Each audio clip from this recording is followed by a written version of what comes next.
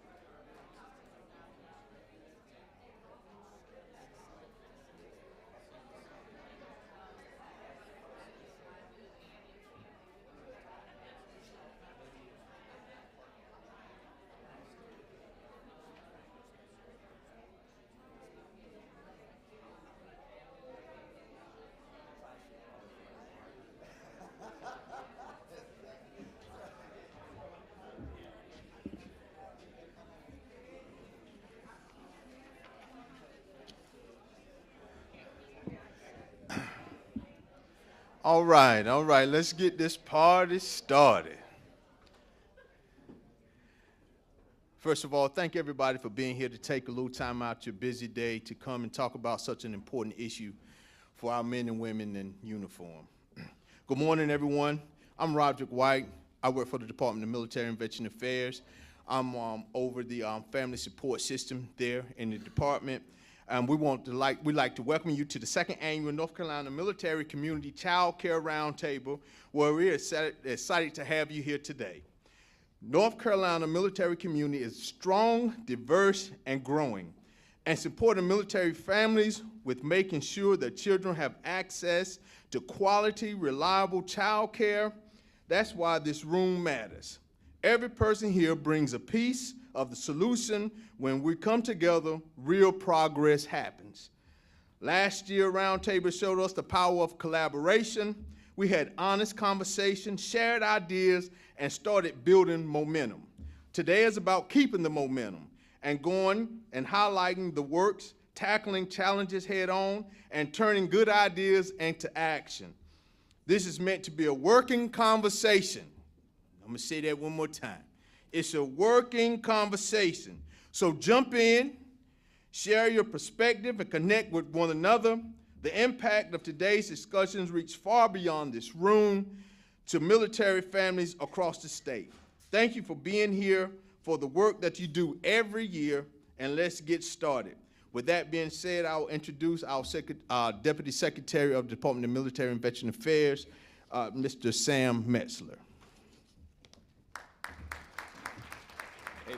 Thanks, everybody. I told Sergeant Major back here that I'd keep it to under 30 minutes, so don't worry. I think I can stay with it. I'm just kidding. We won't. I'm only going to take a second. I just want to thank you all, echo what Rod said. If you haven't had the opportunity to get to know Rod, please do. He organizes this event with the help of staff, obviously, but this is his baby. So thank you, Rod, for everything that you do. I know you hate it when you get acknowledged like that. So.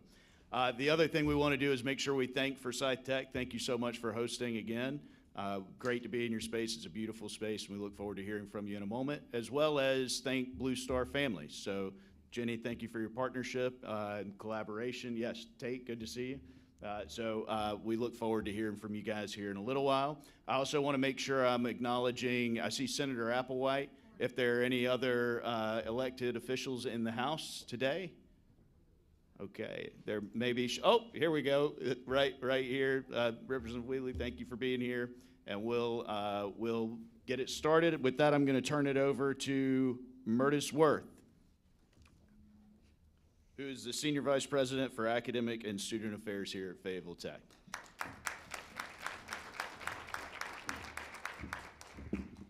Good morning. I just wanted to welcome all of you to the Fayetteville Tech campus today. Thank you for bearing the cold and joining us. And I've seen your agenda. I see at 11 o'clock y'all have lunch on your own. So I wanted to tell you that right outside this hallway, we have a Trojan eatery. We usually have Jersey Mike's and Chick-fil-A available, as well as some other heat-up options available. There's also vending machines just down the hall. To your left, if you go out this door, and what would be down to your left, we have restroom facilities available. I would also be remiss to not mention our iconic barbecue hut, which is just right across the street. If you're visiting Fayetteville, everybody loves to go to the barbecue hut. So that is just a block away, as well as other restaurants right on Fort Bragg Road.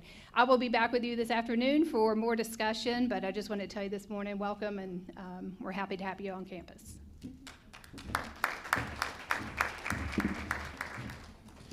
All right, next we'll have Mr. Kirk DeViere, who is the chair of the Cumberland County Board of Commissioners.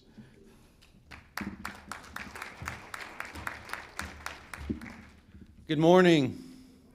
First of all, welcome to Cumberland County, and as Murtis said, please go eat lunch in Cumberland County, spend your tax dollars here. As you all know, we definitely would want you to spend it here, and there's a lot of great places to eat. Again, I do want to recognize our electeds, our state elected officials are here. Representative Wheatley, Senator Applewhite, thank you both. I know you're passionate about veterans and in support of our military, so thank you for both for being here. Again, my name's Kirk DeViere. I'm the chairman of the Cumberland County Board of Commissioners. I'm honored to bring greetings on behalf of our Board of Commissioners, as well as over 340,000 residents of Cumberland County, many of which are military and veterans. I want to thank Secretary Millett, Deputy Metzler, and the North Carolina Department of Military and Veterans Affairs for bringing this roundtable back for a second year to Cumberland County. We're honored to be the host county. And Sergeant Major White, Sergeant Major, appreciate your leadership in coordinating this event. You know, as a veteran, I understand that mission readiness depends more than training and equipment. It depends on whether our service members can focus on the task at hand, and that's impossible when they're worried about their children. In a recent conversation with General Anderson, the Fort Bragg commanding general, he reinforced to me that very point. Child care remains a top priority for military leadership. The good news is we're making progress. Just this past September on Fort Bragg, we broke ground on the largest child development center, a facility that will serve over 380 children. But even with that investment, we're still 600 to 700 children remain on the installation's wait list. Congressman Hudson said it best at the groundbreaking. We owe our families better, and I know that's what the conversations will be about today. That's why this roundtable matters. We cannot build our way out of the challenge with federal projects alone. We need community-wide and statewide solutions, and that's exactly what today is about. I'm grateful for you that you chose to hold this event in Cumberland County. There's no better place to talk about the military and to support our military. Again, thank you for being here. I wish you the best today. And I do have to apologize. I've got an economic development meeting. I'm going to pop back in later.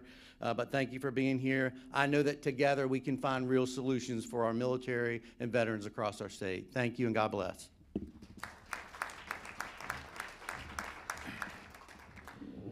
Thank you, Mr. DeViere, for such a warm welcome to Cumberland County. Next, we will have Jennifer Atkins, Vice President of Strategic Alliance and White Oak Collaborative.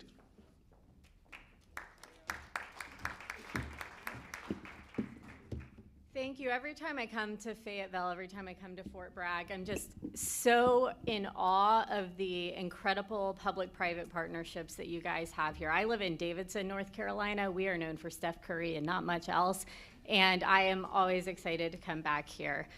Thank you so much to the entire North Carolina Department of Military and Veterans Affairs teams, the entire Fayetteville Technical Community College. You guys have been incredible hosts for multiple events now that I've been to.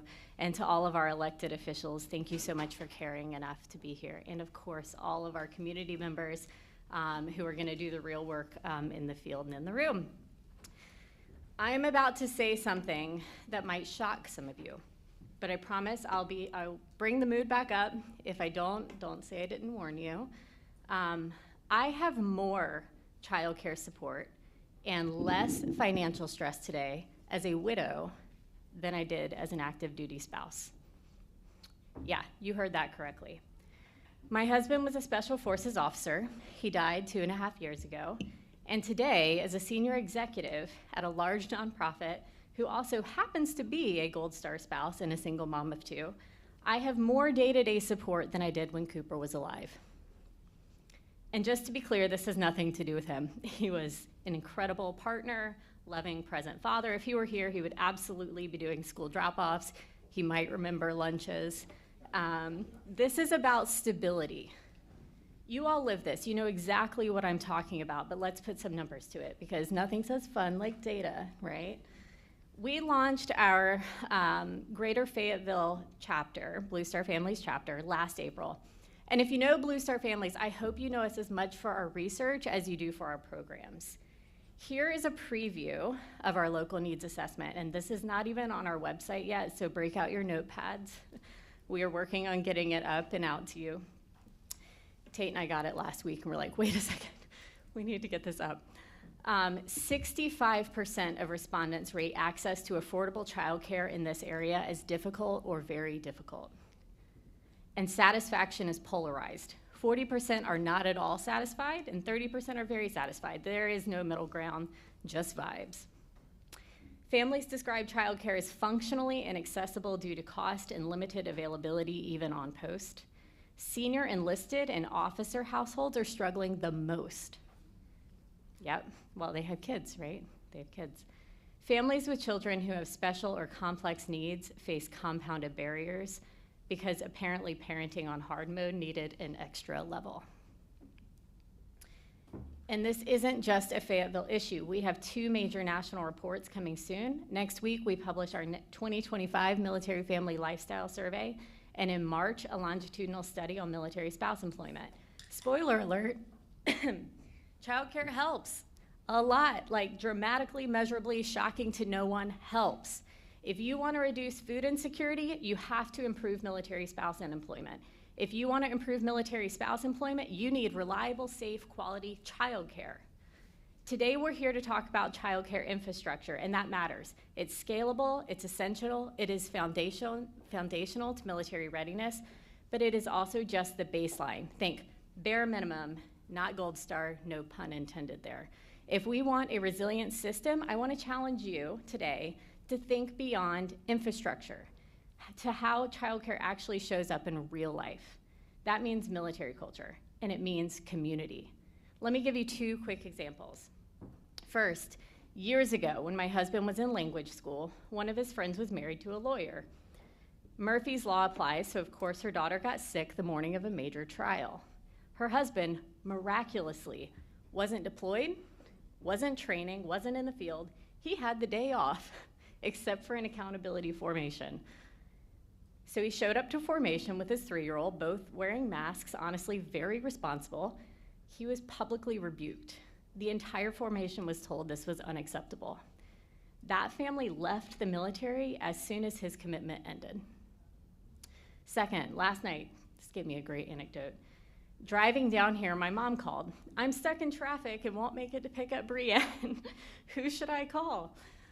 I gave her a list of 5 people, and I had 5 more ready because that's how single parenting works. Redundancy planning is life. Then I called my son on his watch and asked him to ride his bike to his other grandparents' house and wait. Was it graceful? No. Did it work? Yes. That's real life for many Americans, but not for many military families. I'm excited to talk about infrastructure solutions, but I'll challenge you to also think about what you can do outside of infrastructure, because the strength of our military is the service member, their strength is their family, and the family's strength comes from community, the people who can answer the phone at 5:02 p.m. and be at childcare pickup at 5:30. That's where my personal and professional lives collide. I helped build early Blue Star Families chapters designed around belonging, because as a researcher, I knew belonging is how resilience starts. Today, Blue Star Families is building local communities of support that replicate what I didn't even realize I was missing until I had it. A village, a place where I belong, and where logistical, functional support exists to make life work. Notably, nearly half of families in our assessment say life in the greater Fayetteville region is harder than at other duty stations, which, to be clear, is not a flex. Our Blue Star Families chapter can help change that by helping families build their village now while they're serving so that they can be more resilient as whole family units. These challenges are complex. They're ecosystem challenges, but when infrastructure and community work together, families don't just survive service, they stay. So here's the bottom line. Childcare isn't just nice to have, it's readiness infrastructure. If we want resilient families, we have to design systems and cultures that reflect real life. To do that, partner with Blue Star Families. Our executive director, Tate Johnson's here today, and help families build the village they need to stay in the fight. Because when families are supported, the force is stronger, and stronger forces stick around. Thank you so much for having me today, and I look forward to meeting many of you.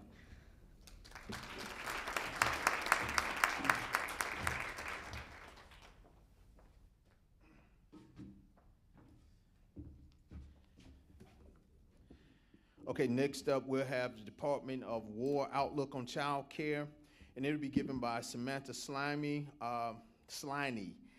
Southeast Regional Liaison, Department of War.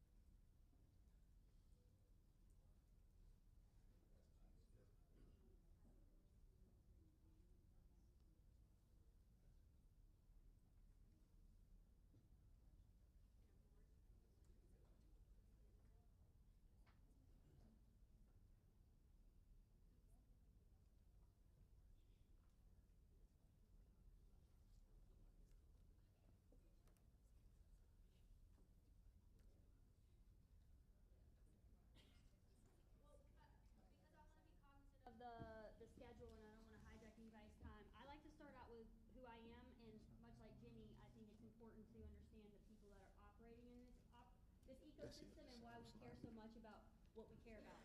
So I'm Sliney. I'm the Defense State Liaison for the Southeast region. I cover 7 states across the Southeast to include North Carolina. I am very blessed in that I get to live in North Carolina because I'm married to an active duty Green Beret. So we've lived in Moore County and in Fayetteville at one point for over a decade now. So I'm originally from Florida, but this is home and has been home for a while. I will have to drag my husband away from Moore County if we leave. Okay. Drag him away from Moore County when he retires because we absolutely love it here. I served for 10 and a half years on active duty where I met Secretary Millett. We served on active duty together at Seymour Johnson, which obviously is also in North Carolina. And I have 4 military-connected kiddos, all which were born at Womack Army Medical Hospital. And we currently use DoD childcare. So I care very much about these issues. The Defense State Liaison Office serves as the Department of War's liaison with all the state executive agencies and the judicial branches and the legislative branches. But you get me today to talk about childcare, not only as someone who knows something about it, but also someone who uses the programs. So we're gonna go through these fast. I encourage if people have questions, please raise your hand. If I don't know the answer, we do have our Child and Youth Program Office back up in DC. If I don't know the answer, I will certainly try to get you the answer. But the slide before you, this is our military child care ecosystem is kind of what I like to call it. It's what we offer both for community-based care and installation-based care.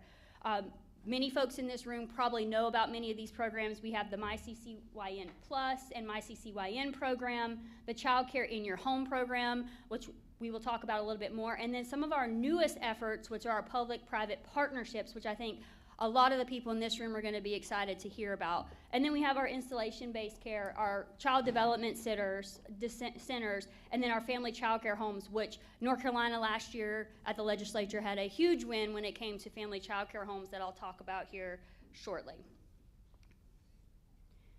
All right, so child development centers, right, those are our centers that are located on the installation. They are overseen by your installation commanders, like Colonel Mixon here, the garrison commander. He oversees the ones on Fort Bragg. They offer a variety of care depending on the installation, whether it be full day, part-time, and hourly care. Then you have your school-age care programs, and then the family child care homes, which are our in-home providers that open up the doors to their home to allow military-connected children to come into their home. We use these a lot for folks that might have work hours that are abnormal, so not your 9 to 5, and you're probably thinking, well, aren't all military members have abnormal work hours? Yes, they do. So the family child care program, Seymour Johnson, I think the Air Force has seen a lot of success with this program. It is the only service along with the Navy that currently utilizes it. The Army currently does not utilize the FTCC program off base, and this is why this is important. Most of the people who provide care through FTCC are military spouses who have chosen childcare as their profession, right? Well, we know 75% of military families don't live on the base. So right now in the Army, if you are a military spouse that can't get on-base housing, although they do prioritize you, I've been told if you tell them you want to be an FTCC home and you live off base, this is not an option for you, unfortunately. It's important for families to be in this program because they get access to DoD subsidies, which we'll talk a little bit about here in a minute. Community-based care, we have our fee assistance, that's the MyCCYN and MyCCYN Plus, where we offer our child care subsidy, a DoD child care subsidy to families. The Child Care in Your Home project, that's what most folks have heard of, the nanny pilot or the nanny child care project. My family is lucky to have been in this pilot since it was rolled out at Fort Bragg. So I'm happy to talk to anybody about our experiences in it. And then the public-private partnerships, which currently are not being piloted at Fort Bragg, although after this briefing, hopefully there's some wheels turning in the room and we might be making some phone calls to see how we can make this happen in this area in particular. So community-based fee assistance, this is, I'm not going to read the slide to you, but this is exactly what you would consider it. There's a cap in place, and if someone can't get CDC care on base, they can go out to the local communities, and certain civilian centers are certified through this program, and there's an offset. So The subsidy is paid directly to the provider, to the center, not to the family, and then the family pays the difference. Seems very simple, right? Not really. There's a lot of math that goes into it because there's caps. We only pay the difference, there's a $2,000 cap. So if you're seeking care, and this is particularly important in a lot of our high-cost living areas like the DC area or in California, you meet that cap very quickly. And whatever is over that cap, the family is having to pay for.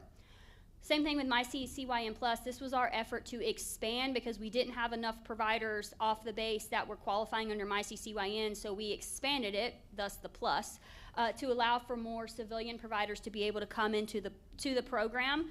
This has been rolled out in North Carolina. It has not been rolled out across the country. It is being addressed state by state. Most states in the Southeast have come on board with the MyCCYN Plus. It requires a lot of work with the Department of Health and Human Services or whichever agency in the state is in charge of childcare to work through licensure, background checks, into making sure that the federal and the state kind of requirements all line up. So there is a lot of going on behind the scenes to get a state into this program, but once we're into the program, we have experienced at least some increase, in the availability of centers. However, just because there's an availability of centers doesn't mean there's availability of spots. So if that center is already full, doesn't really get after the problem, which I know I'm preaching to the choir. Many of you are shaking your heads. You know this is the problem. The nanny pilot. So essentially what this does is it provides that subsidy to a nanny. They recently broadened it to allow for nanny shares between families to cover up from 30 to 60 hours per week. Operates the same way as the CCYN and CCYN Plus program in that you have that $2,000 cap. I'll use my own personal example. You know, if the family's CDC rate, what we would pay at the CDC is $900, right, for each kiddo. That means we have $1,100 up to that $2,000 cap that the government will cover. Now, nannies are expensive, even in places like, you know, Fayetteville and Moore County, North Carolina. They're even more expensive in high cost of living areas. So anything above that $2,000, the family is having to pay out of pocket. So one thing I want to be extremely transparent to this group about is, you know, the accessibility of a program like this, it can be limited to certain ranks, right? The ranks that have higher pay, you'll dual military couples, dual working couples with high paying jobs, because they're, you know, nannies are expensive. Currently, au pairs are not able to be, they're not part of the program. We get that question all the time, although if you track any federal legislation, you know there are many organizations that are trying to get au pairs included or a new program set up for au pairs, but that currently is not included. But we are seeing a lot of success with this. The Hill Congress recently expanded the funding for the pilot some years. It's been rolled out. Thankfully, one of the locations is Fort Bragg, and so people do have this option around here, and I think many people are using it. The last information I got from CCYP, Child Youth Programs Office, my sister office that I work with, is that all the slots are not filled. And I think probably because, as you look at it, right, this is geared towards a certain demographic, a certain economic group of folks that can actually afford this. But it really is a blessing because a nanny can work those off hours, right? As an example, my husband has a rapid deployment schedule. I travel a lot for work. I'm also in the Guard, so I'm actually headed to drill right after I leave here. You know, our nanny can stay late into the evening until one of our parents can show up to care for our kids overnight. Our nanny has actually done overnight care if we have a night shift and then we're gonna be home during the day. So it does provide us a great level of flexibility, although there is an hour cap for the week. Public-private partnerships. This is super cool, and you may have read about it. There's been some news article about it. So Armed Services YMCA in the NCR, the National Capital Region, we have the department that is expanding childcare availability through Armed Services YMCA. They have 3 new childcare centers, and these centers are exclusive for DoD military and civilian personnel. 2 are located in Norfolk, and 1 is in the National Capital Region. They will open in phases, started in 2025, they will be opening in 2026, and the estimated capacity for each one of these is somewhere between 164 and 200 kids. So this is a very new thing. You can see it's only limited to those 2 locations, but You know, something that the folks in the room might want to consider if this Fayetteville is an area where we might have success, or whether there might be interest in potentially doing that in this location, given the number of kids. I was actually talking to Senator Applewhite and Jenny earlier about the number of military around Fort Bragg. There are 90,000, a little bit over 90,000 active service members. That's not families. There's something like 60,000 kiddos, the active component. That's not counting National Guard or military-connected kiddos with Reserve and Guard. You have a lot of kids in this area. So something to consider. Buying down spaces. So this is where the department goes into those commercial child care facilities, and they buy spots that'll be exclusive to a military kid when they come in. This is from birth to age 5, because we find that especially birth to like 2 or 3 is the hardest. Finding a spot for an infant in this area is like an act of Congress. I know because I have done it. I have tried to do it when I was on active duty and I was stationed here at Pope, which is how we ended up with a nanny, because there wasn't a spot. So this could be an option if it's not already being utilized here. It is located in specific geographic locations, and as you can see, Fort Bragg is not on that list, but for anyone who wants to start that dialogue between Colonel Mixon and his team at the base and CYP and Headquarters DA, I'm happy to link all of those people and get the conversation going. Next, we can't forget about our youth. I know our youth often forget about when we talk child care, because we're so focused on that early child care learning, that 5 and under before they go to school, but we do have a robust youth program based on community partnerships there and your installation programs. Again, there are availability issues as there is with childcare, right? There has to be spots in order for the youth to be able to get into these programs. And we still have the same staffing issues on the bases when we talk youth programs, right? You still have a ratio that you have to keep. You can't have 1 adult to 50 kids. So it is not uncommon where I hear, you know, a military family, their child is not able to take part in the on-base youth activities because there's just not a spot. And obviously there are still those prioritization categories, right, with single parents, dual military parents, dual working parents.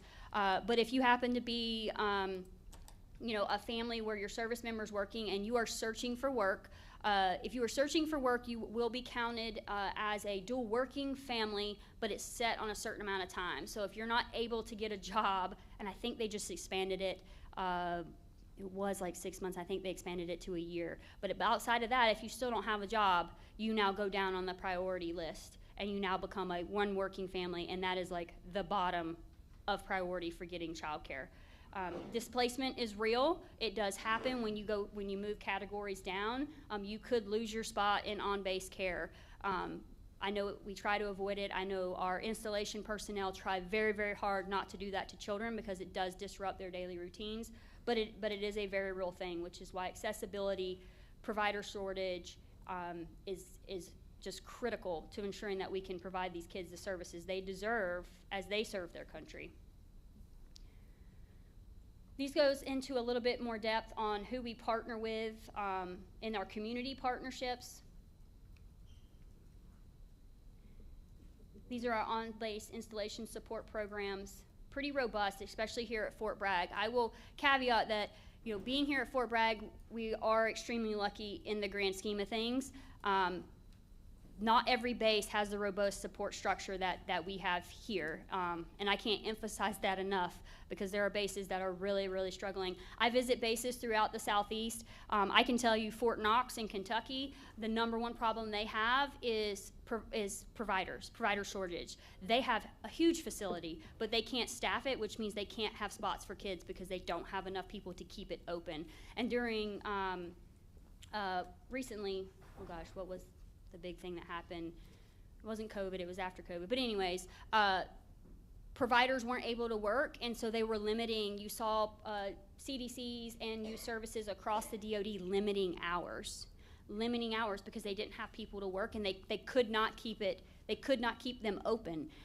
If, as mentioned earlier, if service members are worried about their kids and they're worried about their families, I can tell you this, I am a service member. I am not focused on the mission.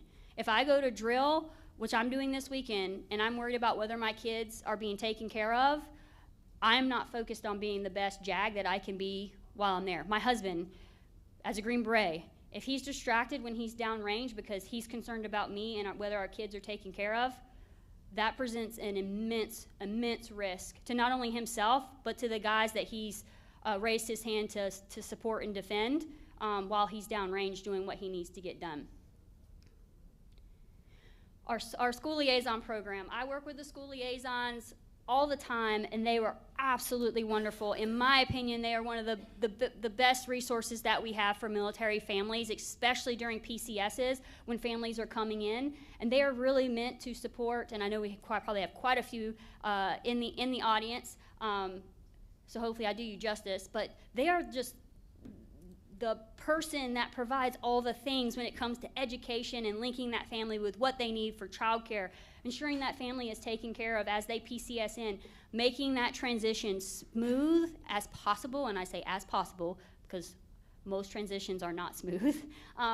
It's a transition, right? I think by definition it's just not smooth, but they are there. They are so kind. They are willing to help. Anyone that I have ever had the pleasure of interacting with was willing to go above and beyond the call of their duty to support a family.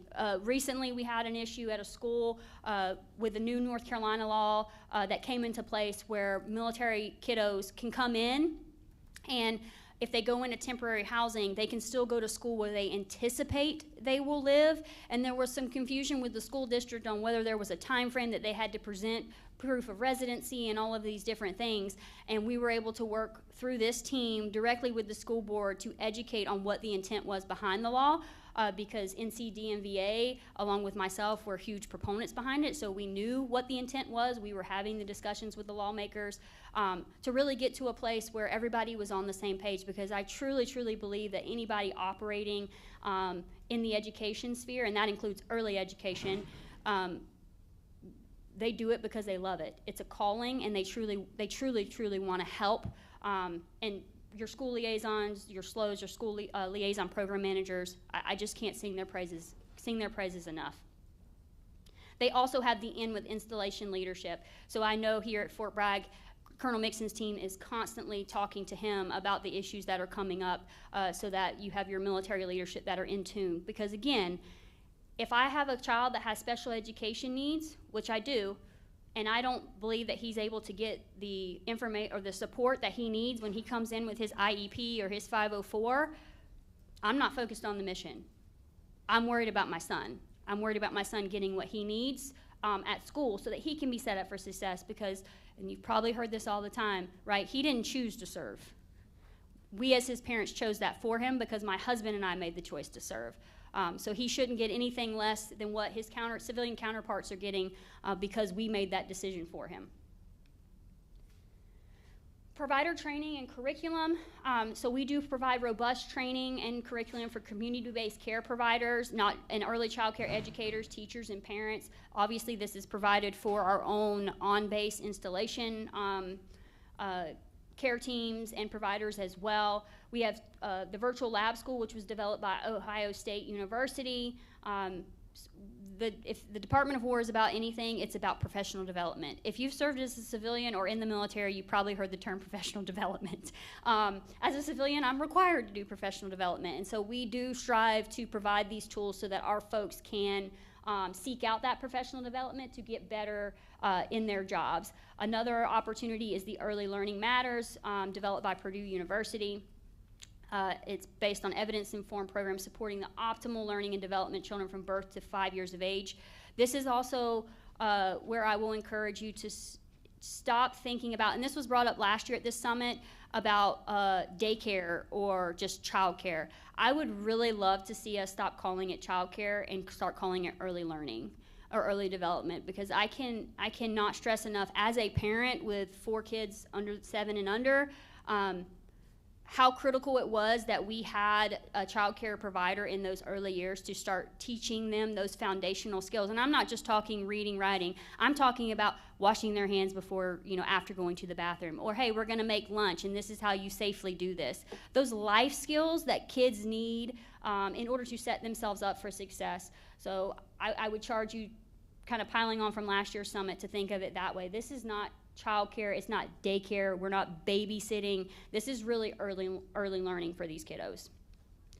And with that, I'm right on time.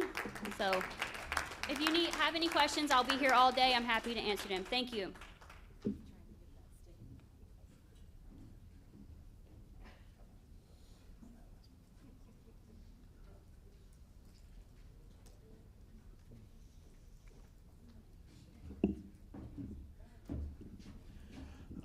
I do know she said she'll be here all day, but do we have any questions? Any questions at all following her briefing? I do like the one takeaway I will take away from that is calling it early learning. I think that is spot on, getting away from child care and definitely getting away from babysitting, all right?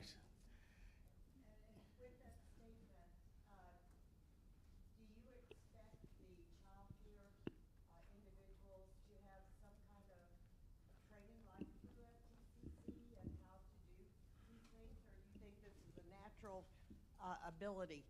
And I ask that because my mother watched children as I grew up. I'm military background, and she was paid very little, but she was expected to do all those things, but no training. And I'm just curious, is there some kind of training you have in mind for these teachers that are going to be providing child care?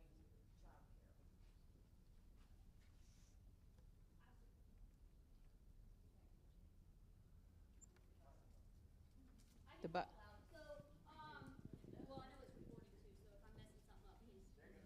recording too, so if I'm messing something up, please grab me. Absolutely. Some of the resources that I mentioned there on the slide, they are focused on that evidence-based informed early learning from birth until age 5. We offer that, and it's for our community-based programs as well. As far as being hired, if you want to work at a CDC, we have those baseline requirements that are laid out, right, that you have to meet. But we provide continuing education for our providers, and I'm sure that if you are an FCC provider, if that's something you're interested in, community-based, get with your local installation, with your school liaison program, with your school liaison officers, or the program managers for those programs, and I'm sure we can link you with on-base training. There are just a host of opportunities. So absolutely, we don't expect you to do it in a vacuum without support. We realize our providers, in order to retain good providers, we need to provide you that education. So the department is committed to doing that. Can I do a follow-up question? Sure. And I'm loud too, so we don't need this, but we'll do it. In saying that, this past session, the child care workers came to my office. They probably came to the senator's office as well, talking about their pay, which was dismal. I mean, we were talking minimum state wages. Is there an advocate group, or are you advocating for increased pay for these child care workers? So I'll take a stab just from the department standpoint, and then I might let Senator Applewhite speak if she's willing. So I advocate. I work with legislators. I work with the General Assembly and with the governor's office.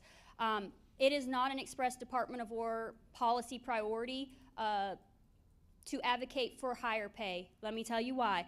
Because the federal government's not in the business of telling the states how to spend money. However, if I'm in a legislator's office and they ask me about a barrier for providers, I will certainly say, one thing you may want to consider is X, Y, and Z. So that's how I handle it as the Southeast Regional Liaison.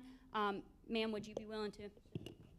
Sure, and I do remember when they came to visit us, the issue isn't just pay. A lot of it is health care and access to Medicaid expansion. That is a challenge for many of the providers. They say they'll go work at a store in the mall, and at least they'll be able to get some form of health care. So it is somewhat a state issue, and in that vein can be a federal issue, because we know the cuts that are coming down from Medicaid expansion that will impact, early education. I'm going to get that right. Early education. So it's a combination of the both of pay, but mostly access to health care. I'm going to close this out really quickly. I don't know if there are any other members of the governor's task force on child care here. I was honored to be appointed to that, ma'am, and it's chaired by Senator Bergen and Lieutenant Governor Hunt. And we are looking at all sorts of issues. There was another report that we just delivered to the governor on that, as well as an interim report with early recommendations. And so I can get you additional information on that task force as well, but it's absolutely something that's being looked at the state level. Okay. And if I could, just from Fort Bragg, which I'm the Chief of Child and Youth Services there, and we recognize the importance of that, and we start warning to our children, okay, whether they happen to be military connected or whatever, to have the awareness that we do employ, and we start from the minute they say and turn their tassel, okay? We have programs where they enter on a well-accepted salary, and they are Child and Youth Services Program Assistants. Our titles sometimes may throw the outsider off in regards to the positions in which we are soliciting for. However, to some people who may want to use the term that I 100% agree with you, they are not babysitters, okay? We start them off from the minute that they're in high school if they elect to want to come and join the team, and we take them through entry level to skill, to target, bringing them to that particular plateau whereas they can reach and grab for success going on into specialized experience. Specialized experience positions are ones that, yes, they do come with background where you must have had some previous experience depending upon what the position is. However, we recognize the salary because this particular comment was started many, many years ago, decades ago, with the military, and understanding that babysitters is out of the window. We want to work on the development of the children and the educational success that is taking them from the age of 6 weeks to their teen years, proceeding into entering the glorious community society. So with that, I'll be glad to share any additional information, but I can tell you that one of the things that I've been hoping to conquer is where is the gap? Whereas Fayetteville community don't understand that they can come into Fort Bragg and begin their career path as well, especially within Child and Youth Services. And you don't always have to be military connected at all, okay? Thank you.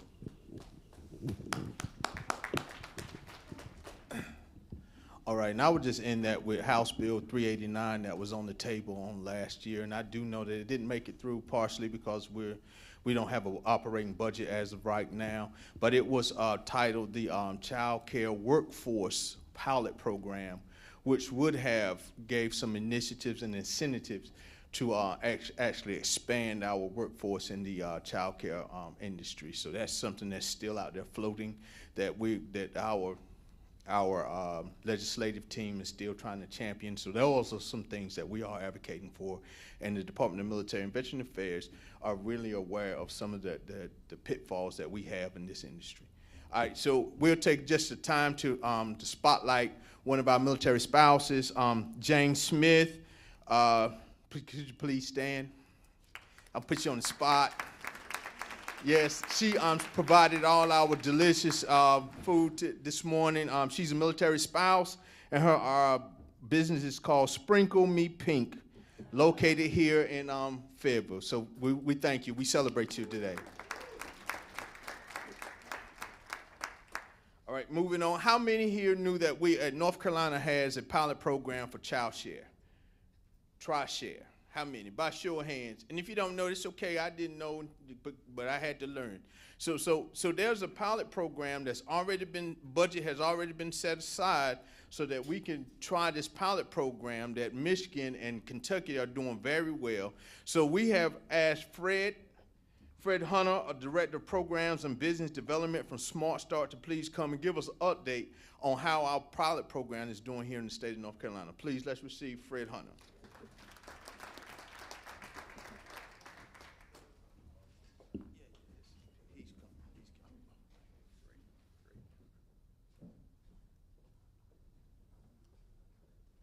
Good morning, everyone. have to tell me which one is yours, sir. I'm sorry. Oh, I am not that one. Right there. All right, great. Perfect.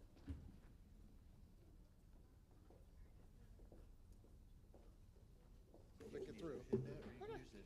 Oh, great. Thanks so much. All righty. First of all, good morning, everyone, and thank you for your attention to oh, sorry.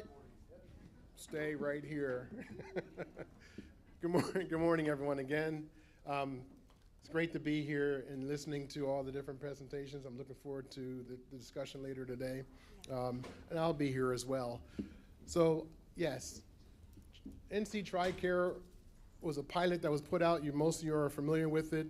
It has been expanded across the state now, so it's really available in all 100 counties.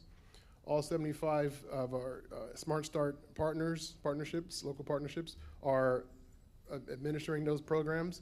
And just an overview, we have 3 hubs across the state. Those hubs are each handling the counties that are within their region, west, central, and east. And I'll show a slide with their information on there. And yes, I am the director of the program, director of program and business development. My role is really just to get the awareness out of this program and support our third-party administrator, which is called TUTRIS. And TUTRIS is the organization that we can receive secured payments, and we can provide customer service to those in the program, and it's pretty seamless. So I'll go ahead and get started. First of all, why does this matter? I mean, we talked a lot this morning already about different child care issues, and we know that child care breakdowns are one of the leading drivers of unscheduled absenteeism, especially in different segments, industrial, manufacturing, and service industries. So when employees have to deal with child care issues, we know that they become unpredictable. You know, they may have to call out last minute. So that's something. We know that TRISHARE, and even from looking at the other piloted across the country, the other pilot program, that TRISHARE improves retention, supports recruitment. I spoke about absenteeism, and strengthens the workforce. And I think most of us can agree. I mean, I can even think, I have 4 children, they're all grown now, 1 is in college, but even myself, I know that whenever one of the kids was sick, although it's been many years now, I know my wife, she would be the one who would call out from her job and take the brunt from her boss of, what do you mean you're not gonna be in, and stuff like that. So, you know, I think a lot of us who have children, we all can identify how important sustainable and stable child care is in your household. What exactly is TRISHARE? It's a public-private partnership, really, and North Carolina Partnership for Children is administering the program. We oversee the program, and we have the hubs I told you about that work directly with employers. And TUTRIS is the third-party administrator. But the program itself is dividing that. Well, let's back up. First of all, on the chart, you see I have 11,720 in the blue circle. That's just a typical monthly, annually cost, about almost $1,000 a month. But you know, if you have a younger child, infant, it's going to cost you more. It could be $1,500, could be even higher. If you have older children, it may be a little less. But this monthly child care cost is split between the employee. The state will pick up 1/3 through the program, and the employer will pay 1/3.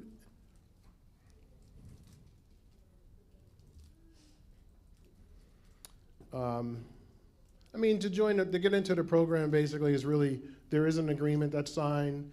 There is a meeting that we'll have that we talk about what your budget may look like. How much does an employer want to spend in the program? They can do their math and look at different positions within the program that they want to focus in on. Payments are handled through their platform. It's a secure payment platform. This slide here, I put this in because I really wanted to just demonstrate. I know today we're talking military, but the program really it's across the state. It's across the state, and so there's many different positions that can partake. Those are folks that make just above the threshold for subsidy programs, but really are not making enough to feel whole and stable, with the amount that they're paying out. So a lot of times it can be the frontline workers, healthcare staff. We found early educators as well, teachers, even those who work part-time are eligible for the program. Here you'll see the eligibility. It's based off of the based off of the household income. So typically a three-person household making $50,000 to $81,000 a year can qualify in the program. So if you're within that eligibility, you can be in the program, and we'll work with that person. We're looking at birth to 12 years old, full or part-time employees. Employees may live in, now I put in here other counties. I'm going to change that part because I said it was a pilot, but the pilot has now been ruled out to the entire state. So long as it's a North Carolina resident and the employer does their work in North Carolina, we can get them in the program. If it's a provider who wants to become in the program and they want to be a licensed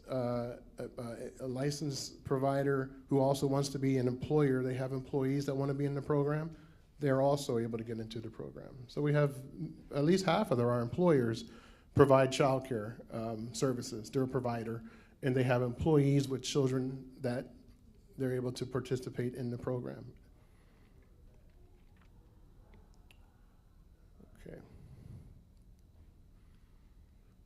I mean, here it's getting into the weeds a little bit, but like I said, basically, if the business is operated within the state, if you're a resident of the state, these are things that'll get you eligibility, and you'll be able to have submit an application, and then we can sit down and talk and see how your household would fare.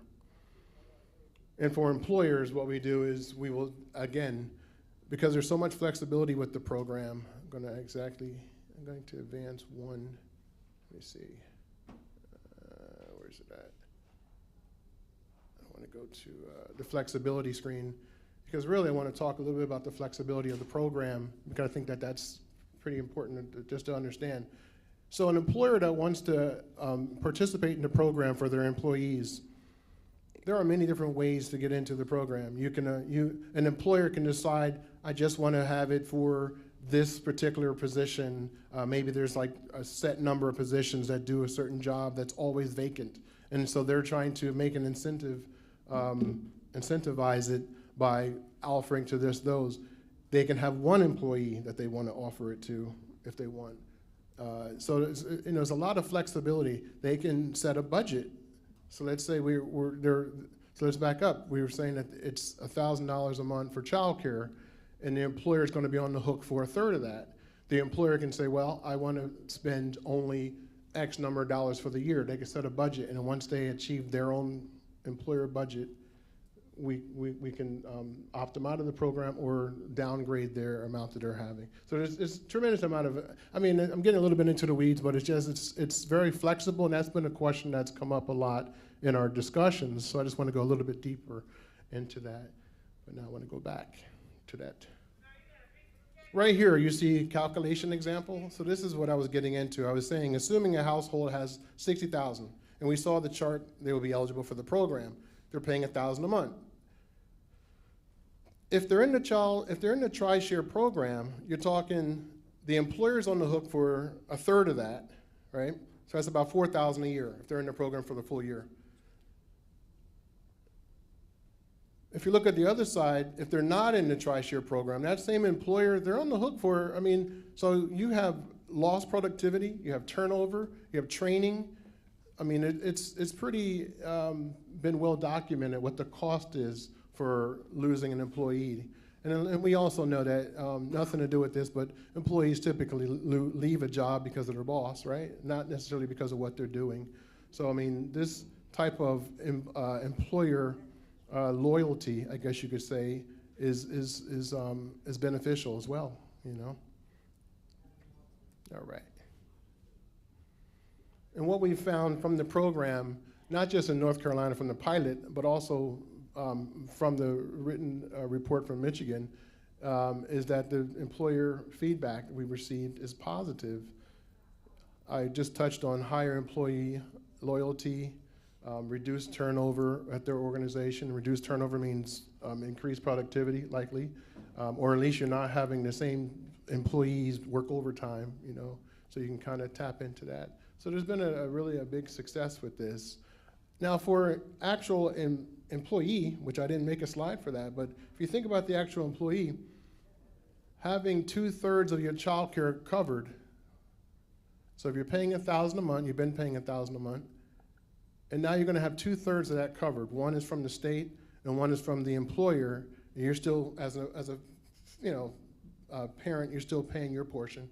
But now you've instantly gotten a raise or some type of increase in your household compensation because of the actual cash that you're able to save on. So it's tremendous for those folks that don't qualify. Let me pull up that slide that has the, where is it at? Here it is. Those folks that are over the 185,200 for subsidy,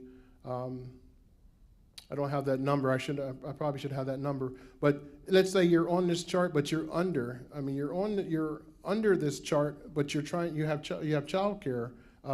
If your income puts you in the 185 percentage, what I'm trying to say is, you're not eligible for the lowest level.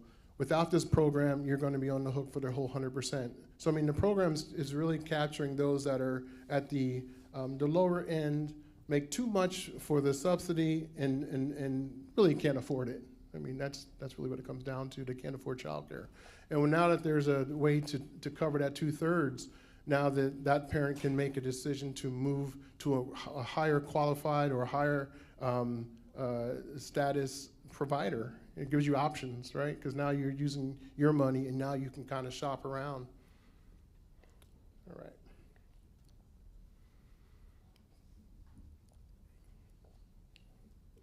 I talked about the flexibility of the program, how easy entering the program is, and I explained how there's hubs across the state. There's 3 hubs that work with employers, and we'll be able to take the application, walk you through it, and also be able to work with Tutris, which is our third-party administrator, to ensure that if you want to have that through, the employer wants to have the deductions taken from payroll, or if they want to have do some type of banking transfer each month and funding their account. So it's pretty simple.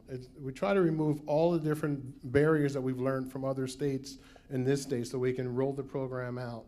I mean, and the object now is just continue to have these type of talks, to share this information and have meetings with the employers.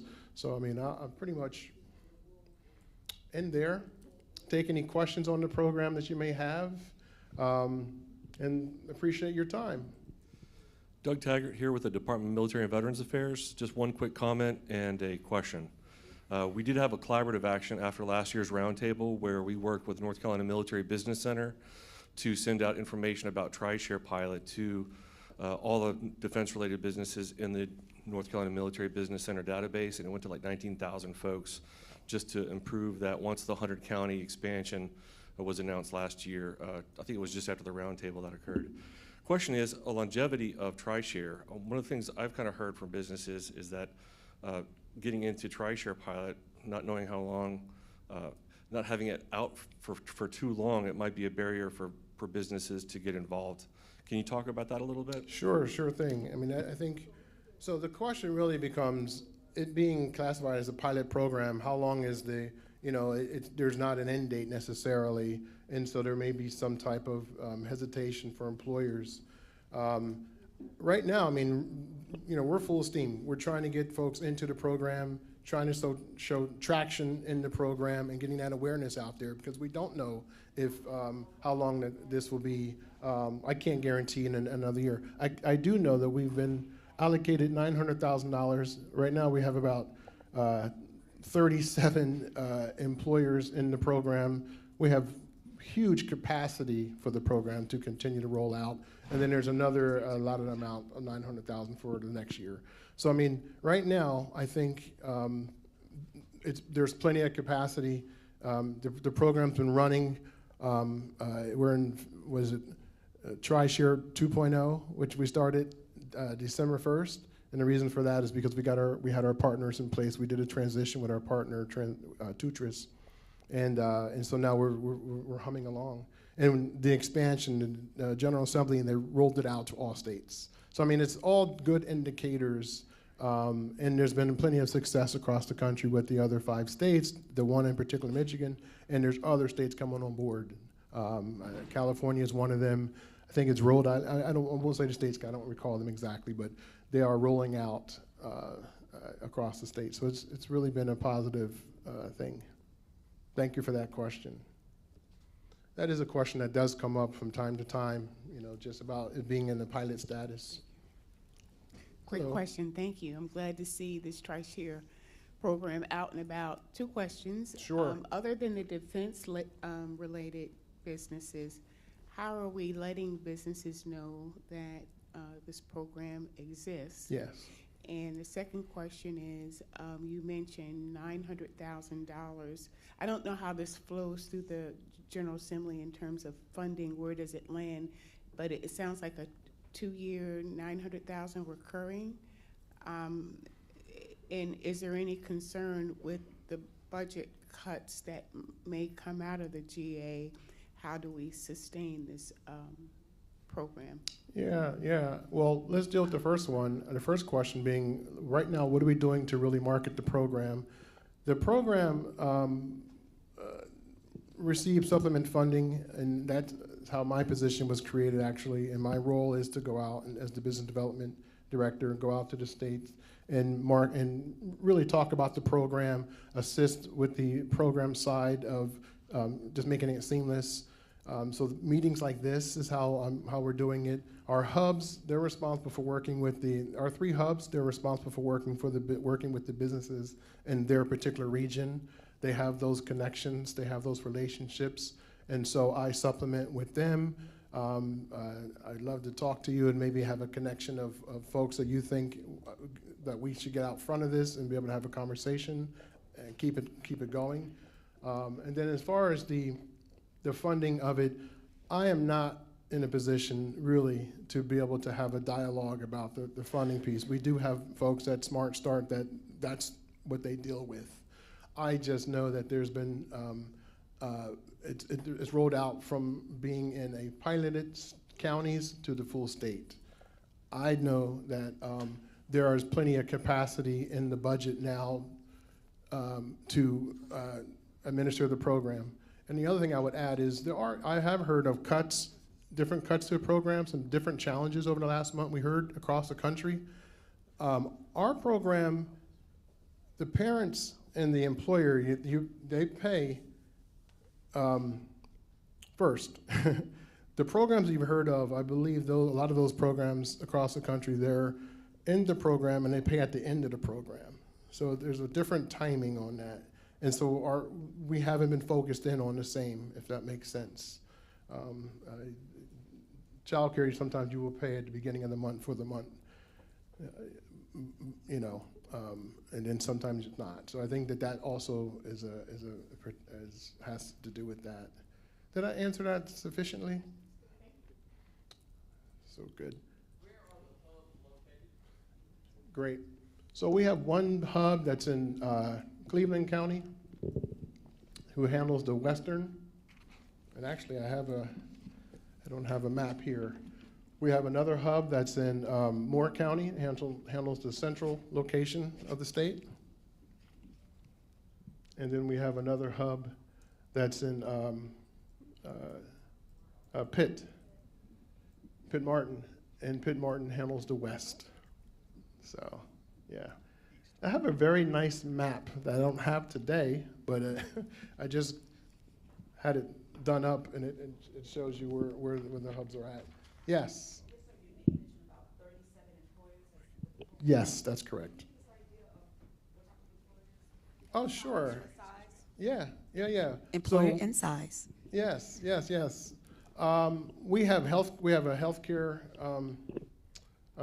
long-term healthcare facility, multi-site. We have had manufacturers in the program. Probably half of those have been childcare providers that are in the program that have employees. And we've been talking a lot with, a lot of them are smaller sized employers, which is good. We're not just trying to put it out to Walmart, but we're trying to get it out to the mom and pop, and that's why the local partnerships are important. But it really has been across the gamut of employers. There hasn't been a particular employer, just healthcare, I think, is leading, the child care, and I think service industry, retail, restaurants, I think those are the mainstays. Okay. Did you have a follow-up or a thought, or you could share? I'm open-minded. Let's talk. Let's talk after this. and I'll be here, so let me put that up here. I am really trying to talk with everyone. You see, I'm very open-minded. I moved here from New Jersey just over the summer. Have a New Jersey style, a little different probably, but we're having such fun here. My family's here. I have a daughter who moved down here, and her and her husband started a family. So it's just been, we're all NC now, So, and we don't have that 12 inches of snow now. We're just freezing. But you're bringing it to us. So my question is, it sounds like this program is not just for military connected families, but for all families. Yes. I wanted to clarify that. Thank you for that. And then how do Perfect. we find out what employers are involved in the program and how we contact our regional people? Okay. First of all, thank you for bringing that out. The program is for North Carolina businesses and residents. There's no barrier with that regard. Even if it's multi-state, we have some that are multi-state. In terms of which employers are currently in the program, I don't have a list that I can just distribute and say these are the companies that are in there. But I can tell you, I can certainly have a meeting and we could talk through it a little bit more detailed if that's something that, I'll make a note of that. Because we can definitely put that on the website. I just need to work through that a little bit to see what we're able to publicize and this kind of thing. But we have large employers and employers that have part-time staff that are in the program. I mean, it's not geared toward any one employer. Piedmont Health is in the program, for example, and many different child care providers. That's a great question. More questions, please. This helps me gauge a little bit. Yes, because it helps me gauge these type of venues to be prepared and stuff like that. You mentioned you're trying to market the program. Have you spoke to your local NC Works offices? Because they have business service reps that can pitch this to the employers We have had, as well. oh, I'm sorry. You sparked a nerve. Excitement, that's all it is. Yeah, we have had talks with different NC Works in different counties, but I mean, always open to having additional conversation and partners like yourself. If you have a connection, please get with me.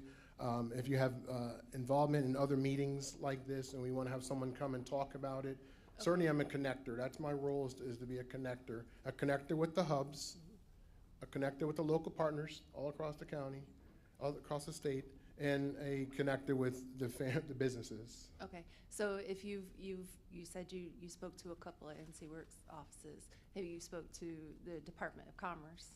like assistant secretary? The Department of Commerce is one of our partners for this year.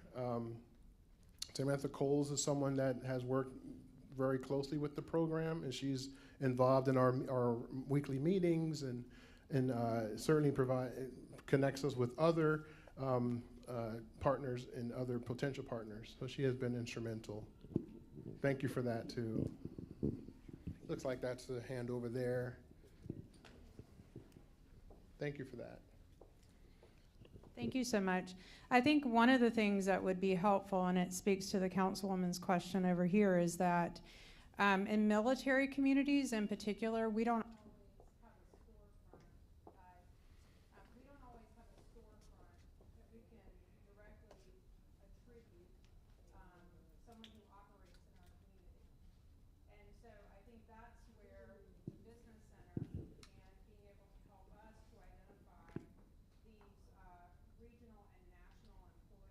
Mm-hmm. would also be a helpful connection, especially from a state level, because we don't always know who the defense contractors that make a lot of money in our communities that are military communities. And I think in order for TriShare to work, that's a piece of this equation that's going to have to be addressed at a state level to know who's operating in our communities. Okay, that's great. There wasn't a question in there, but it definitely was good information. Yeah, yeah. Well, I mean, I think if we're looking at, we haven't had that I can identify from the short list that we've had enrolled in the program, if I'm understanding correctly, employers that are government contract type employers. I mean, those workers typically would be not eligible. I mean, if you think about, there's an eligibility piece, not just with licensing of the providers, but there's an eligibility piece with the families that they have to meet within 185% of the federal poverty level. And so I would imagine that there may be some folks that, if I'm understanding the question properly, that with this eligibility piece, it's capturing those folks that make too much, right, for subsidy, but they're really not making, they're on the federal the FPL list, so they're not, making cash fist over fist like that, but certainly that's the drive of where we're going with it. That's the goal, is to capture those folks that just make a little too much for the subsidy, but then they're really underpaid. They may be making minimum, or they may be making just above, so. Yes.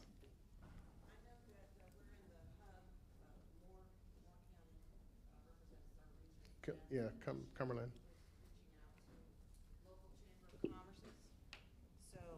But that's been a while, so that, as new businesses join the chamber, and those are probably more civic, community-minded businesses, they probably need to be reapproached. And since it's been rolled out statewide, maybe going through the State Chamber of Commerce.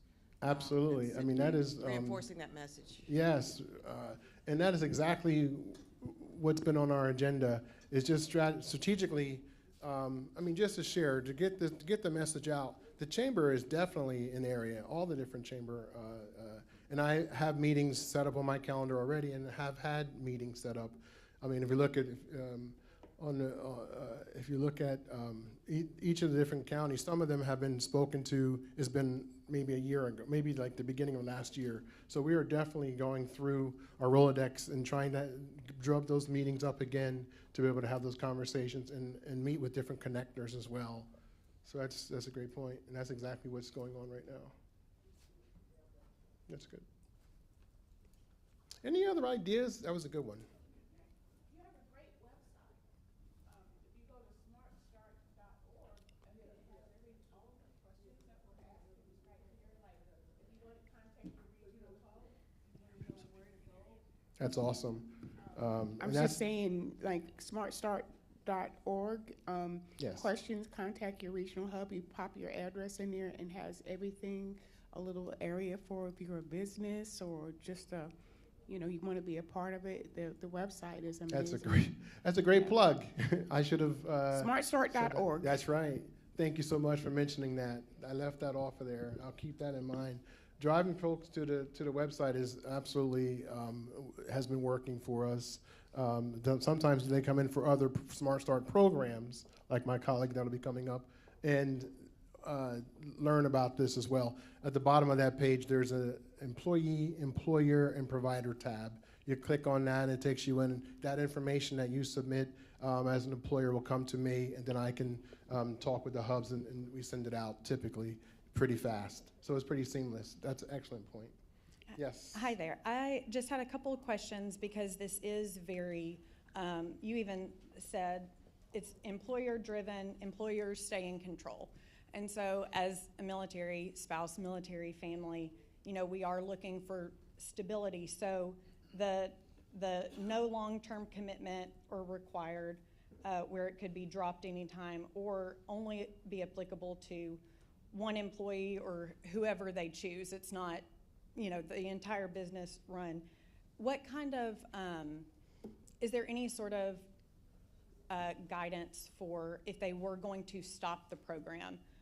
Like what, is that a 2-week notice? Is it a month notice? Can they stop at any time? Because that would leave an employee kind of in a lurch, and then also their child who's looking for that stability of being in that one place. Absolutely. So without getting into the total MOU that the employer has to sign, there is a term agreement in terms of when they want to stop the program. I believe it's 30 days, but it could be 60 days notice.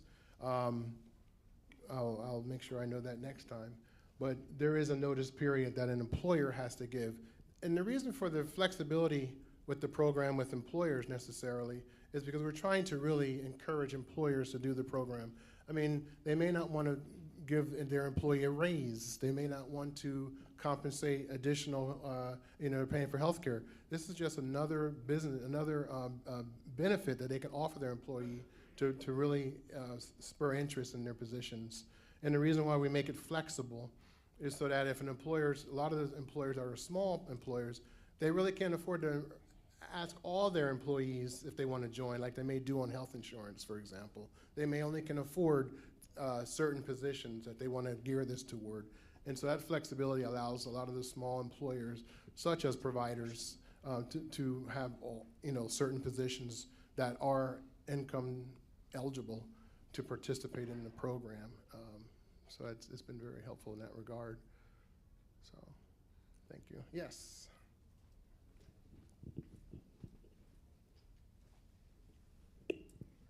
One of the things that's sometimes unique about the military spouse population is that we have quite a few entrepreneurs because they can take their own business from location to location. How do self-employed military spouses participate in this program? Because would they be able to? Because they are both the employer and the employee, but they might be able to include some of those as business expenses. Do you have any examples of that? That's a good question also. So the military has and actually I may not be the person that could speak to, the military has their own tri-share program that I'm vaguely familiar with, which is very similar to NC tri-share. But in the tri-share program, if you're an employer and you have a legitimate address, there is some due diligence that our hubs will do first of all, to ensure that it's actually in North Carolina, and there's a due diligence there. Doesn't matter if it's a small employer that is working out of a storage shed, but if they have employees that are in North Carolina and they're able to submit all the requirements for the program, I'm not sure if you're touching on that, but just to say there's not any barrier to an employer entering the program if they have employees in North Carolina that meet the income criteria and they're trying to put them into a licensed child care facility. And we have licensed child care facilities that are tri-share proven or approved already on the Teachers platform. And if that person has a child care provider that's not licensed and they want to be, they can get licensed and get into the program. And then once they are tri-share enrolled, the parent can select them. Now we have had instances where we've had parents enroll in and tri-share with their employer, and their provider was not Tri-Share approved. And so it's just a matter of ensuring that they're selecting a licensed, or they need to get licensed. So it has to be a licensed facility. And then once they're enrolled, they're licensed, they're enrolled, there's a Tetris platform, sort of like, I don't know, Fandango, if you will, where you can go in and select a provider that's in your area. So it's pretty easy once the provider has been approved in the program. So there's no barrier really to an employer. There's really no barrier other than just in North Carolina, established, not a timeline established, but just an established business that has workers that need childcare, So it's pretty good in that regard. Thank you for those. Thank you for all those questions. I'm learning as I'm receiving them. So this is very helpful for me as well. No other questions. Thank you so much. My information is on the screen. I look forward to receiving any emails you may send out, certainly the website, and hope to be able to come back again and talk about this again and get some additional questions and learn some more. Thank you.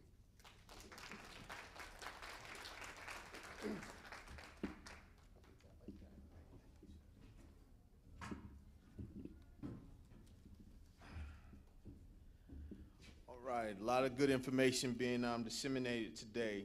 So we have now our early care and education from Ms. Angela Lewis from the Early Care and Education Management and Smart Start.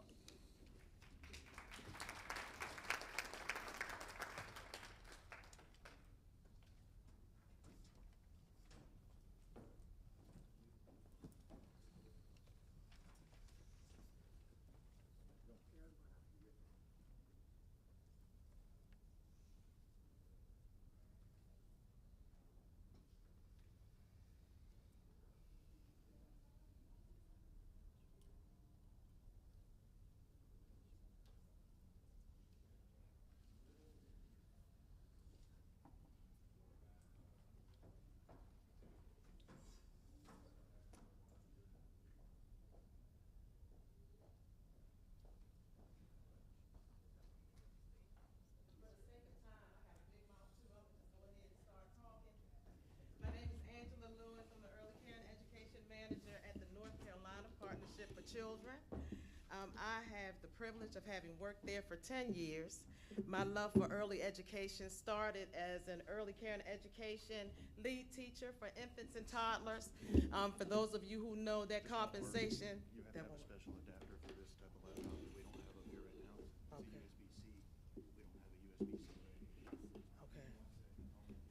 All right. So while we're waiting, I'm going to be giving a very brief overview to the state of child care in North Carolina. For some reason, if this doesn't come together, I am more than happy to share these slides. And I'm just going to go ahead and start walking through it.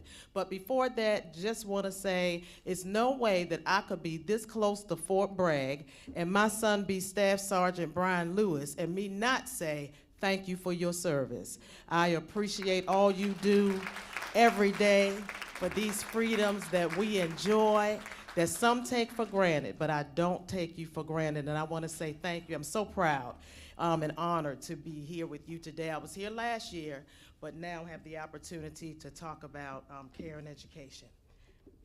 Oh, no problem, no problem. I understood, and thank you so much.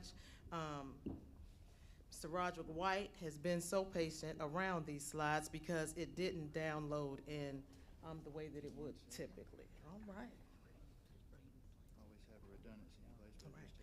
So also, and for the sake of time, right, I have a beautiful video of our Smart Start Network that I wanted to show today, but I do definitely want to hear about Respite in America, and so want to go ahead and move through that again. Just want to shout out the Smart Start Network that is in the room. These folks also work every day. Thank you so much. You got me together. All right. All right. So let me go ahead and start from there.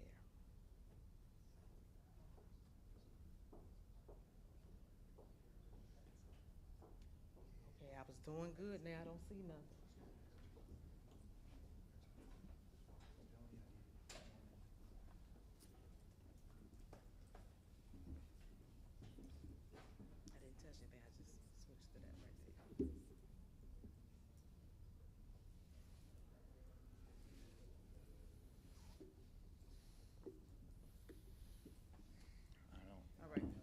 we're gonna just go right on, right? So as what we'll cover today, and I'm gonna condense it really, really short, so when you hear these 4 things, don't think that's gonna take forever. It's really not. We're gonna move right through it, and I'll share the PowerPoint out with you afterwards. Wanted to talk about just how NC's ECE system is organized, some of the state and local roles for some of you here today that focus on military child care that might not really be aware of that structure. Just talk about very briefly the major lanes of services that families use and highlight some current conditions. I know we're going to be in panels later and really have that opportunity to talk a bit more. And so I kind of want to just share some of those conditions that are impacting access, affordability, and stability. So, and then just name some key challenges, what they mean for families, providers, early educators, and communities. So just going to jump right in really quickly. For those of you who don't know, the North Carolina Partnership for Children, our vision is each child in every community. Our mission is to advance a high-quality, comprehensive, accountable system of care and education for each child, beginning with a healthy birth. And it sounds like we are so much on the same page as far as even military child care and education. So our network is 75 independent, come on somebody, nonprofit organizations serving all 100 North Carolina counties. Smart Start was designed to give communities local control to determine the best approach to achieving outcomes for children and families. So our priority areas are early childhood education, child and family health, and family support. And since we're focusing on early childhood today, that would be for us child care quality and affordability, workforce supports, and technical assistance. Again, I'm just going by this beautiful video, but we're gonna move on. NCECE at a glance. North Carolina is a mixed delivery system, right? We have licensed child care centers, licensed family child care homes, or also called family child care because we include centers and a residence. The NC Pre-K program, Head Start, Early Head Start, public school preschool, and then exceptional children's services. There are also community and local initiatives, including Smart Start led strategies throughout North Carolina. So state level leadership, where policy and rules sit. The North Carolina Department of Health and Human Services is the lead state agency for child care. The Division of Child Development and Early Education, we call DCD, provides statewide administration for child care and NC Pre-K. Then there's the North Carolina Child Care Commission, which adopts rules for child care licensing and regulations. So local delivery, where families and providers kind of come together. The local front doors and delivery partners include our local DSS, Department of Social Services, for subsidy eligibility and administration. Our CCR&R, which is Child Care Resource and Referral Agencies, provide consumer education and provider supports. And then again, Smart Start local partnerships. Provide local early childhood strategy, quality supports, and systems building. And just don't want you to know that I'm shouting out Smart Start because I'm standing here, but it's the work we do every day. And I don't think sometimes we spend enough time sharing about the resource that our Smart Start local partnerships are. So how is ECE funded in North Carolina, right? And we know that our military is in North Carolina too, but I'm talking about from just that general state perspective. ECE funding is braided across multiple sources. Federal, the example, the child care block grants, Head Start, Early Head Start, and then IDA, which is Individuals with Disabilities Education Act. Then state, NC Pre-K, subsidy match, Smart Start appropriations. Local and private, county funds, philanthropy, employer community partnerships, and then family fees, which are, of course, private pay. So NC Pre-K, what it is and how it's governed. NC Pre-K is state administered through DCD, the Department of Child Development and Early Education. It is guided by annual program requirements and guidance, and it is delivered locally through mixed settings and local governance structures, okay? So the current child care crisis, going to go ahead and get to that. The current child care crisis, if you remember last year, we were talking about we were on a child care cliff, and then some, if you are reading and keeping up, say we have fell off, right? But our current child care crisis in North Carolina is not one just in North Carolina, but across the country. Program closures and reduced capacity, workforce shortages and retention challenges, affordability pressures for families, and instability following the end of the stabilization funding. And then add to that just the federal climate that we're in around funding. And then you can see why folks, some, feel that we have fell off. But I want to let you know there's a net of folks in this room right here that we might have fell off, but God knows we got a net that's going to catch you, because we're going to keep on going and doing what we're doing for our families to make a difference, right? So the crisis reality, closures and stabilization funding ended. So recent statewide indicators, 280 licensed child care providers closed between January and October 2025. Child care stabilization grants ended in March 2025. And then DCD noted that after the January through March 2025 compensation support period, no new federal or state stabilization funds were provided. So the crisis reality is what's called the broken market dynamic. While the child care business model struggles, right? We talked about business. Providers face rising costs. For what? Staffing, operations, compliance. Families are already stretched and cannot absorb unlimited price increases. And the result is simply, programs can't pay enough to retain staff and keep tuition affordable all at the same time, right? So the crisis reality, the economic impact on North Carolina families and employers. Child care challenges are an economic issue, as Fred just shared with us. Insufficient child care is associated with an estimated, here it is, $5.65 billion annual loss in economic activity in North Carolina. Think about that. Think about that. And for the young lady that was here that was sharing right here at this middle table, and yes, we are young, so I'm saying the young lady right here, hey, all right.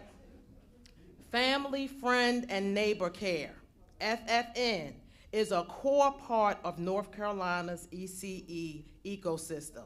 So what is FFN care? It's care by relatives, friends, neighbors, and other trusted adults. It is usually, though, unlicensed, and is often not visible in typical capacity counts. So when we do statistics, a lot of times we're not taking into consideration how many of our children are in family, friend, and neighbor care. It is a key option for families with, I'm in the right building, non-traditional work hours, transportation barriers, or limited license supply. Why is FFN care and NC a key data point? FFN care is the most common arrangement for young children with working parents currently in North Carolina.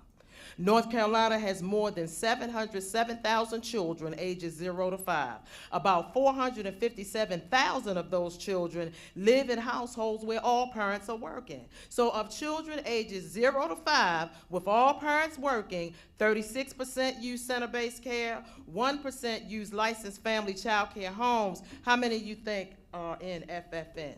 63% of our children are cared for by family, friends, neighbors, or other home-based care. Quickly, and then I'm done. Implications for North Carolina. What this means for strategy and support. What the crisis and FFN data tell us is license capacity is only part of the story. Families rely heavily on FFN care. Stabilization and workforce pressures directly impact supply and closures. Sustainable solutions, that's what we're going to be talking about today. Sustainable solutions must address, and we've said it, workforce compensation and pathways, affordability for families, stable operating support for programs, and supports and connections for family, friend, and neighbor, home-based caregivers where appropriate. right? We just came through the North Carolina QRIS quality rating systems modernization, right? We are committed, as I'm sure you all and we all have been, around ensuring that our children are safe in all types of early care and education environments. But we have, not even but, and at the same time we recognize and realize there's a very large percentage of our children in family, friend, and neighbor. And for most of us in here, and especially in the South, it's cultural. Come on, who is the best person, your first person you usually would go to? You're gonna go to the grandmama and granddaddy, all right? Mimi and Papa, Mama, whoever you call it, however you call it, right? So we need to take a look at that. Quick questions. I told y'all I was gonna roll it through. But I'm happy to share that video and any. All righty, thank you. I'll be here all day if you have any other questions. And thank you, can we give IT a hand? Thank you for trying to work with me. I appreciate you.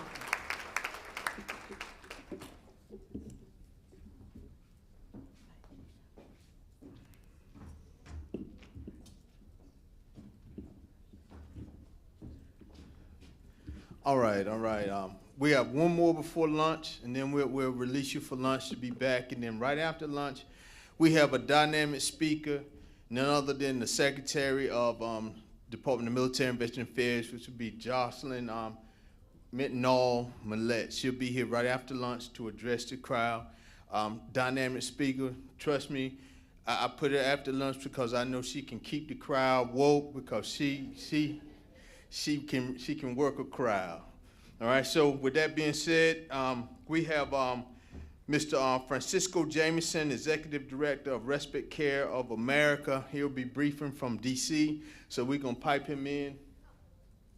And we still interactive, so you can still ask questions and that sort of thing.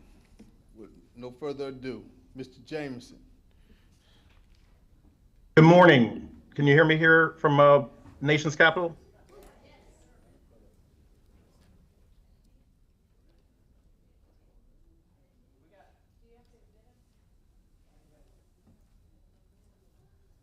Rod, can I get a confirmation you can hear me? Yes. We're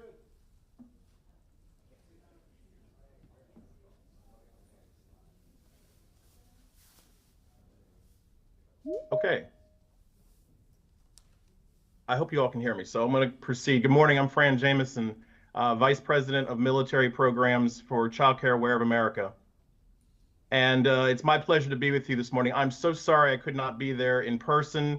As you're aware, we had some weather here in the Northeast, and unfortunately, it wasn't the snow that got us, it was the ice. Before I begin, though, I really want to give a shout out and a PSA to something I heard earlier from Miss Margaret Lilly. We go back, so good morning to you, Margaret. I am one of those child care employees that she was talking about. My father served in the United States Army for 20 years. I'm a military brat, and I grew up in the military child care system. So school-age programs, middle school, teen, youth sports. And then I walked across that stage Margaret so eloquently spoke of earlier, turned that tassel and walked into an outstanding childcare career, all because of the United States Army. And so I just want to be a little bit of a PSA for her of everything she said. There is a career in childcare, and the military does an outstanding job. They are the model, in my opinion, for the nation in childcare. But this morning, I'll be representing Childcare Aware and the work we do on behalf of the military administrator, but we also are the only national organization that supports every part of the child care system. So the previous speaker was talking about those resource and referral agencies. Those agencies typically are members of our organization, and we're so proud of the work that they do in local states and local communities and states alike. And we help them advance high quality and affordable child care. I think we're all tracking that the challenge here with childcare is one that is not just for our military and armed services, but throughout the country.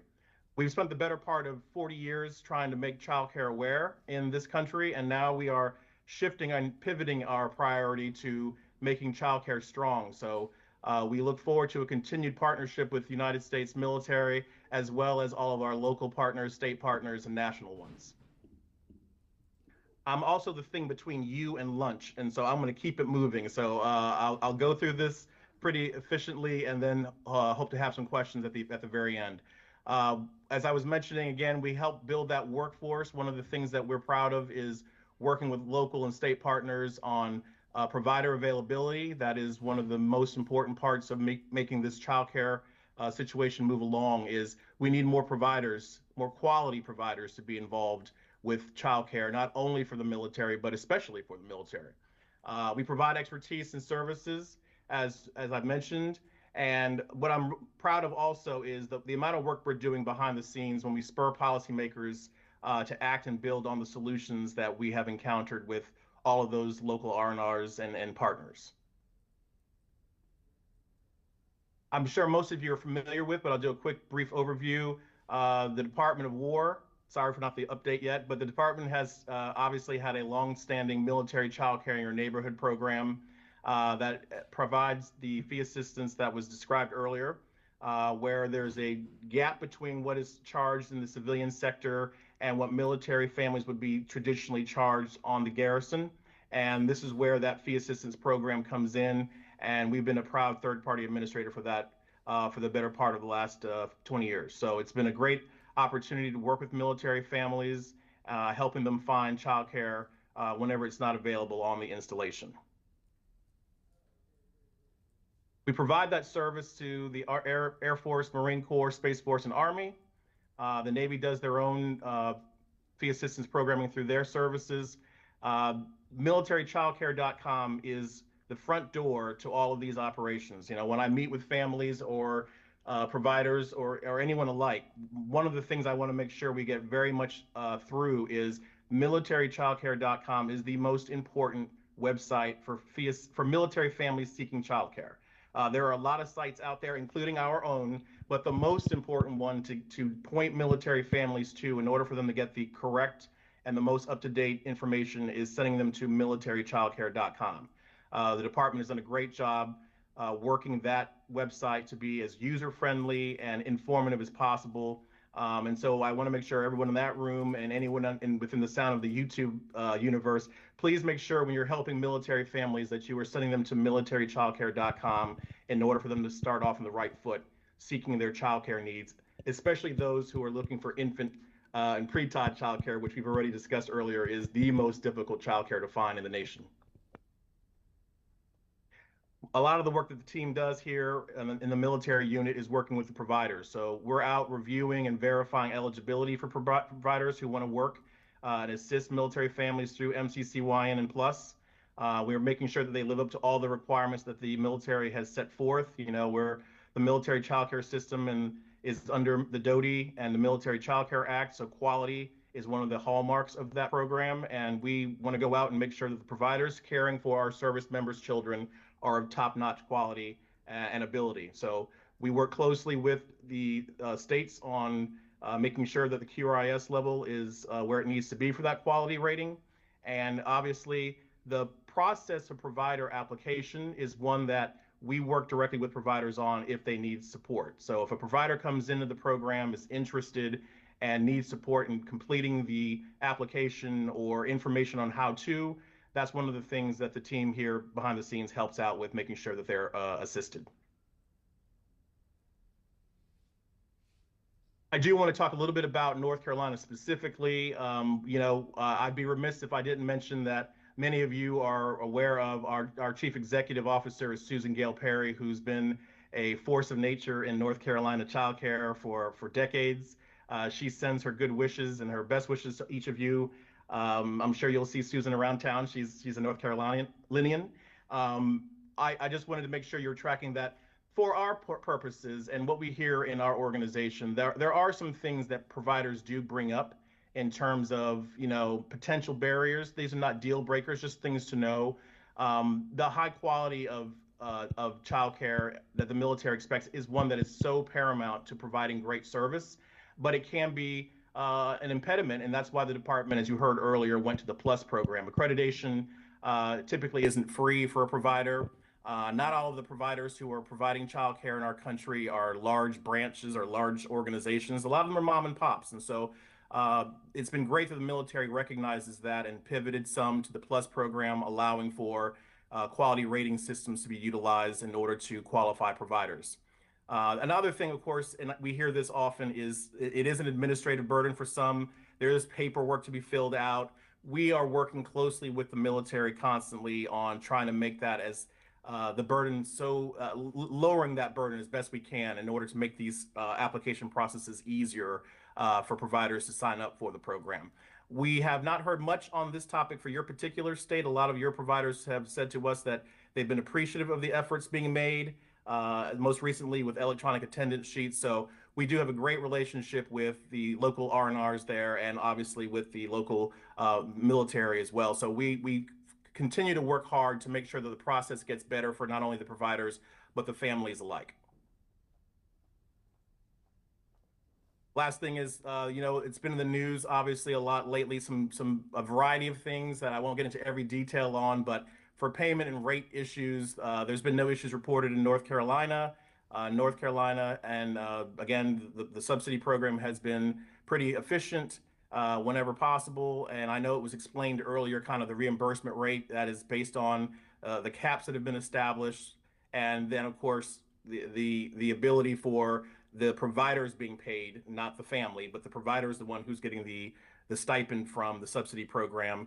But at this point, less than 1% of providers in North Carolina are charging over that rate based on our data as a national organization. And that's versus the 10% that's nationwide. So you're kind of in a good sweet spot there in North Carolina in terms of that child care cap. Doesn't mean everyone experiences that, but you're in pretty good stead there.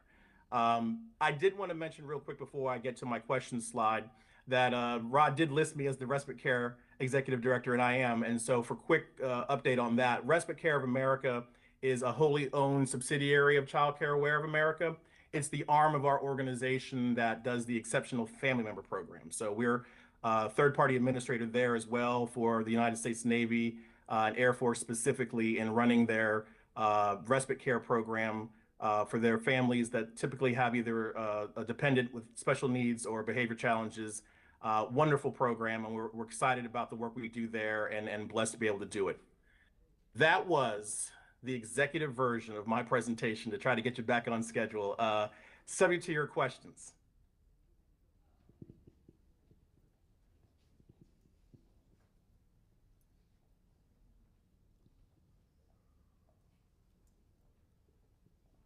And I can't hear if anyone's asking a question, so I hope. Scanning the room right now. Any questions? Jamison, can you hear us? Loud and clear. Okay, good. Do we have any questions? Any questions at all? Did you have one? Okay. Hey, we have one. Excellent.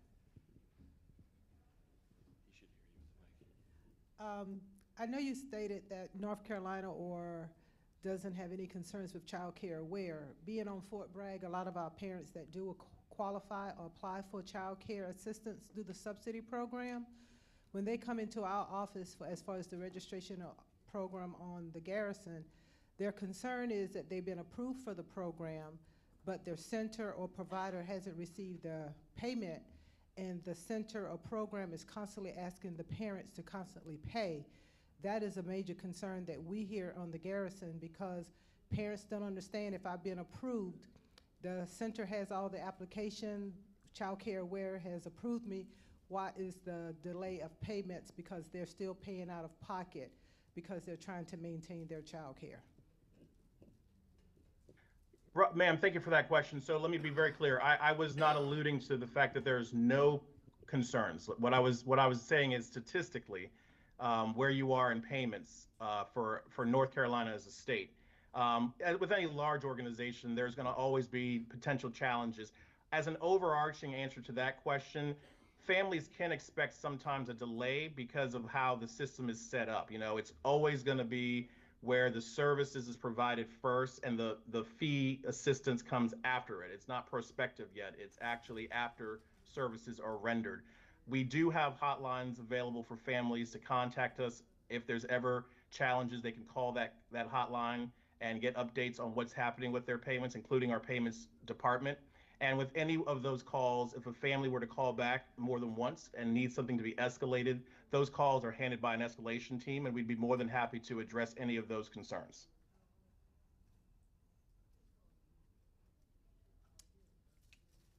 Any more questions? All righty then. Thank you, Jamison, for taking the time out your busy schedule. Hopefully I'll see you in the morning. Yes, sir. Safe travels to you, Ron. All right, thank you. All right. So far we've had a lot of good information to come out, good dialogue, good discussion between each other. So we're gonna take a break here. My clock says 11. So we're now on lunch till 12. Right at 12, our secretary will be here to give her a spiel on actual child care problems within the state of North Carolina and some of the things that we're doing to try to push the needle forward. So with that being said, y'all released for lunch.